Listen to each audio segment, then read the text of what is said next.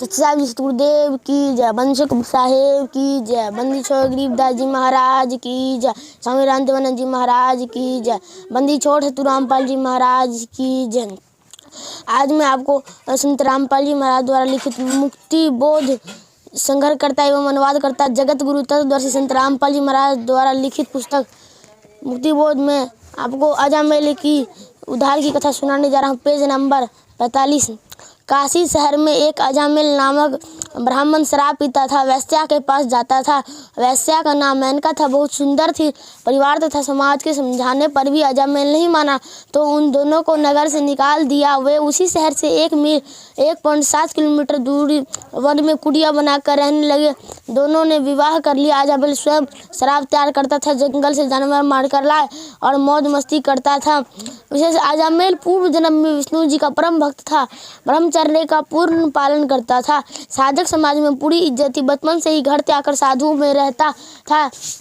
वैश्या भी पूर्व जन्म में विष्णु जी की परम भक्त थी, ब्रह्मचर्य का पूर्ण पालन करती थी, पर पुरुष की ओर कभी दोष दृष्टि से नहीं देखती थी। इस लक्षण से साधक समाज में विशेष सम्मान था।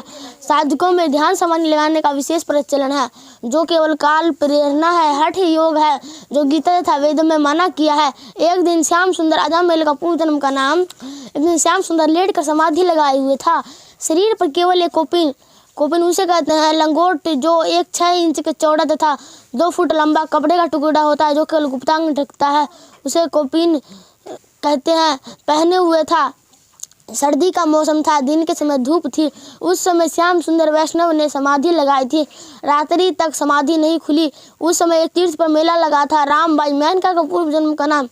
रामबाई ने देखा यह साधु इतनी ठंड में, इतनी सर्दी में निवस्त्र सोया है, नींद में ठंड न लग जाए, यह मर न जाए।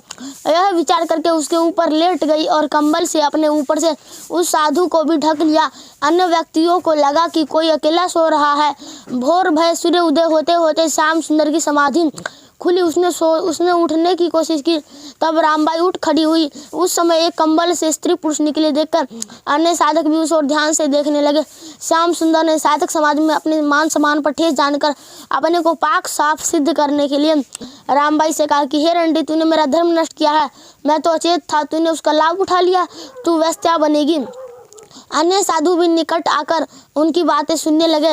रामबाई ने कहा कि हे भाई जी, सावधान से पहले सच्चाई तो जान लेते। आप निवस्त्र सर्दी में ठिठुर रहे थे, आप अचेत थे। आपके जीवन की रक्षा के लिए मैंने आपको गर्मी देने के लिए मैं आपके ऊपर लेटी थी।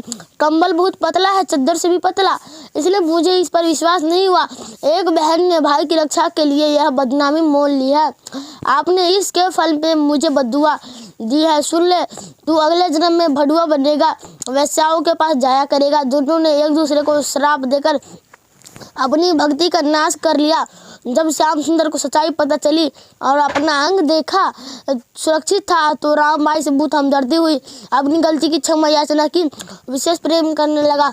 अधिक मोह हो गया। रामबाई भी श्याम सुंदर से विशेष प्यार करने लगी। वह प्यार एक मित्र था, परंतु मोह भी एक जंजीर है। मृत्यु उपरांत दोनों का जन्म काशी नगर में हुआ। श्याम सुंदर का नाम अजामेल था, ब्राह्मण कुल में जन्म हुआ। रामबाई का जन्म भी ब्राह्मण कुल में हुआ। उसका नाम मेनका था। साफ संस्कार व चरित्रहीन हो गई, वैश्या बन गई। साफ संस्कार व अजामेल शराब का आदी हो गया। वैश्या मेनका के पास जाने लगा। दोनों को नगर से निकाल दिया गया। दोनों लगभग 40-45 वर्ष की आयु के हो गए थे। संतान कोई नहीं थी। एक दिन नारद जी काशी में आए तथा किसी से पूछा कि मुझे अच्छे भक्त का घर बताओ, मैंने रात्रि में रुकना है, मेरा भजन बने, उसको सेवा का लाभ मिले। उस व्यक्ति ने मजाक सूझा और कहा कि आप सामने कच्चे रास्ते जंगल की ओर जाओ, वहाँ एक बहुत अच्छा भक्त रहता है। भक्त तो एकांत में ही रहते हैं ना, आप कृपया जाओ। लगभग 1 मील आधा कोस दूर उसकी कुटी है। गर्मी का मौसम था, सूर्य अस्त होने में 1.5 घंटा शेष था। नारद जी को द्वार पर देखकर मेनका अति प्रसन्न हुई, क्योंकि प्रथम बार कोई मनुष्य उनके घर आया था। वह भी ऋषि पूर्व जन्म के भक्ति संस्कार अंदर जमा थे। उन पर जैसे बारिश का जल गिर गया हो, ऐसे एकदम अंकुरित हो गए। मेनका ने ऋषि जी का अत्यधिक सत्कार किया। कहा कि न जाने कौन से जन्म के शुभ कर्म आगे आए हैं, जो हम पापियों के इस घर भगवान स्वरूप ऋषि जी आए हैं। ऋषि जी के बैठने के लिए एक वृक्ष के नीचे चटाई बिछा दी। उसके ऊपर मेघछाला बिछाकर बैठने को कहा।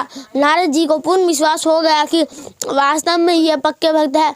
बहुत अच्छा समय बीतेगा। कुछ देर में अजमेल आया और जो तितर खरगोश मार कर लाया था वह लाठी में टांग कर आंगन में प्रवेश हुआ। अपनी पत्नी से कहा कि ले रसोई तैयार कर। सामने ऋषि जी को बैठे देखकर दंडवत प्रणाम किया और अपने भाग्य को सराहने लगा। कहा कि ऋषि जी, मैं स्नान करके आता हूँ, तब आपके चरण चंपी करूंगा। यह कहकर अजमेल निकट के तालाब पर चला गया। नारद जी ने मेनका से पूछा कि देवी, यह कौन है? उत्तर मिला कि यह मेरा पति अजमेल है।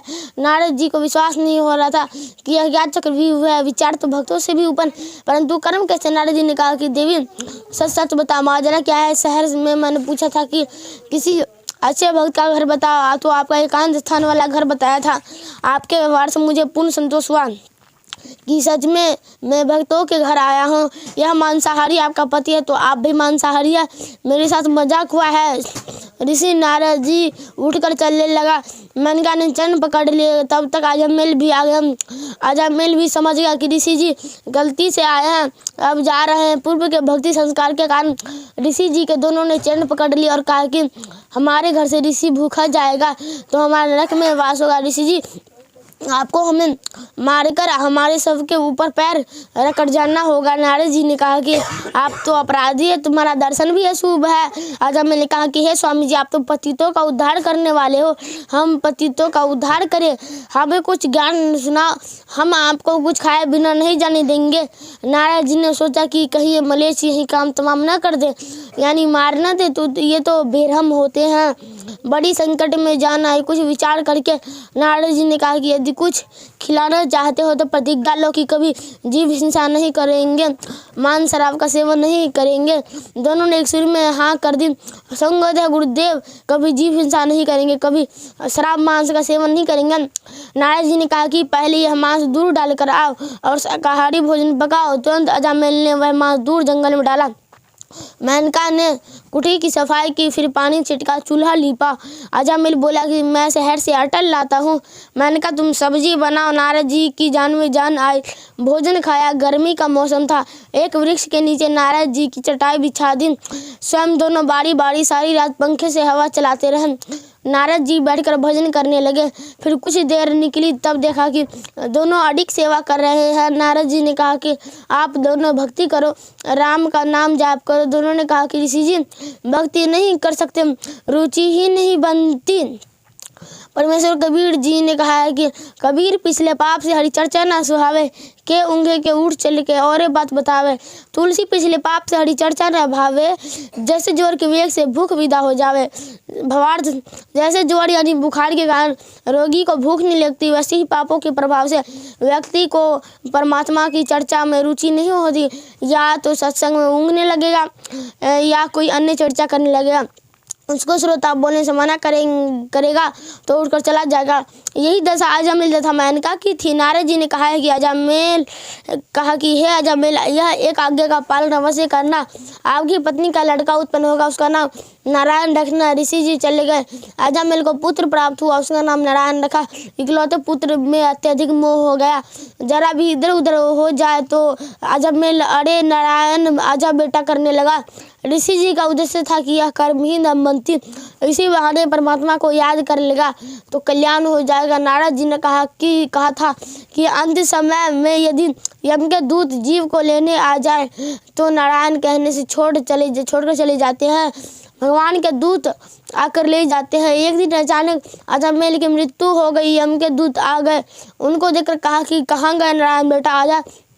पौराणिक लोग कहते हैं कि ऐसा कहते ही भगवान विष्णु के दूत आए और यमदूतों से कहा कि इसकी आत्मा को हम लेकर जाएंगे। इसने नारायण को पुकारा है। यमदूतों ने कहा कि धर्मराज का हमारे को आदेश है पेश करने का। इसी बात पर दोनों का युद्ध हुआ। भगवान के दूत अजमेल को ले गए। वास्तव में यमदूत धर्मराज के पास लेकर गए। धर्मराज ने अजमेल का खाता खोला तो उसकी 4 वर्ष आयु शेष थी।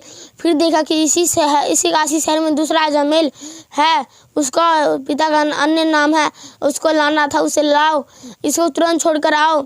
अजमेल की मृत्यु के पश्चात उसकी पत्नी रो रो कर विलाप कर रही थी, विचार कर रही थी कि अब इस जंगल में कैसे रह पाऊंगी, बच्चे का पालन कैसे करूंगी, यह क्या बनी भगवान। वह रोती रोती लकड़ियाँ इकट्ठी कर रही थी। कुटी के पास में सबको खींचकर ले गई। इतने में अजमेल उठकर बैठ गया। कुछ देर तो शरीर ने कार्य ही नहीं किया। कुछ समय के बाद वह अपनी पत्नी से कहा कि यह क्या कर रही हो। पत्नी की खुशी का ठिकाना नहीं रहा। कहा कि आपकी मृत्यु हो गई थी। अजमेल ने बताया कि यम के दूत मुझे धर्मराज के पास लेकर गए। मेरा खाता यानी कि अकाउंट देखा तो मेरी 4 वर्ष आयु शेष थी। मुझे छोड़ दिया। काशी शहर से एक अन्य अजमेल को लेकर जाएंगे, उसकी मृत्यु होगी। अगले दिन अजमेल शहर गया तो अजमेल के शव को शमशान घाट ले जा रहे थे। तुरंत वो वापिस आया। अपनी पत्नी से कहा कि वह अजमेल मर गया है, उसका अंतिम संस्कार करने जा रहे हैं।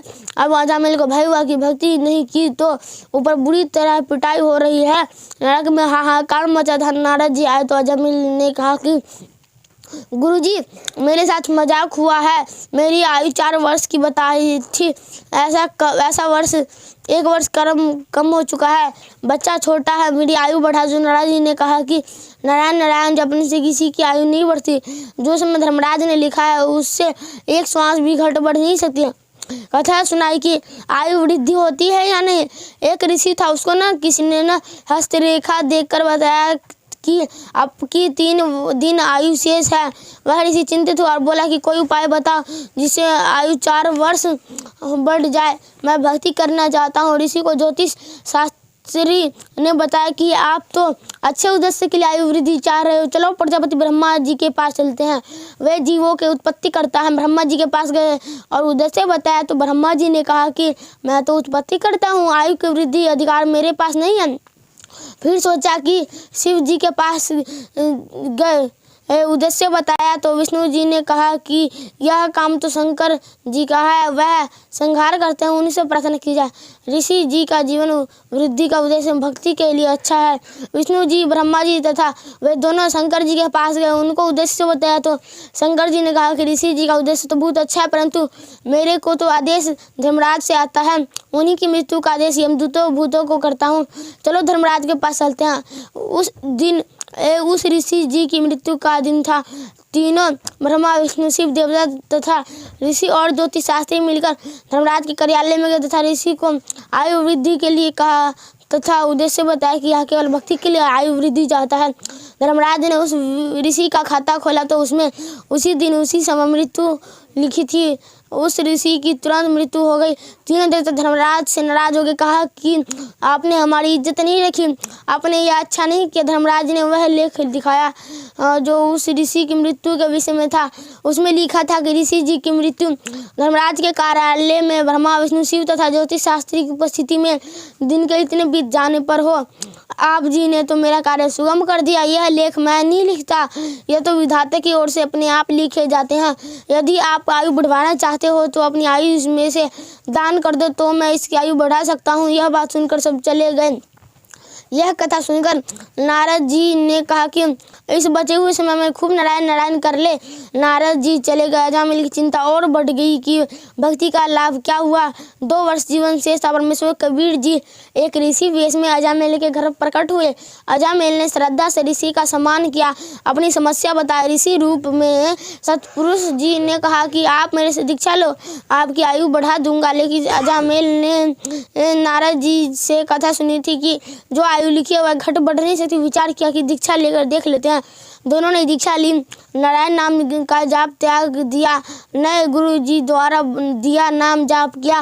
मृत्यु वाले वर्ष का अंतिम महीना आया तो खाना कम हो गया, परंतु मंत्र का जाप निरंतर किया। अंतिम दिन भोजन भी नहीं खाया, मंत्र जाप दृढ़ता से करता रहा। वर्ष पूरा हो गया, 1 महीना ऊपर हो गया, परंतु भय फिर भी बराबर था। ऋषि वेश में परमेश्वर आए, दोनों पति पत्नी देखते ही दौड़े दौड़े आए, चरणों में गिर गए। गुरुदेव, आपकी कृपा से जीवन मिला है, आप तो स्वयं परमेश्वर हैं, धन्यवाद।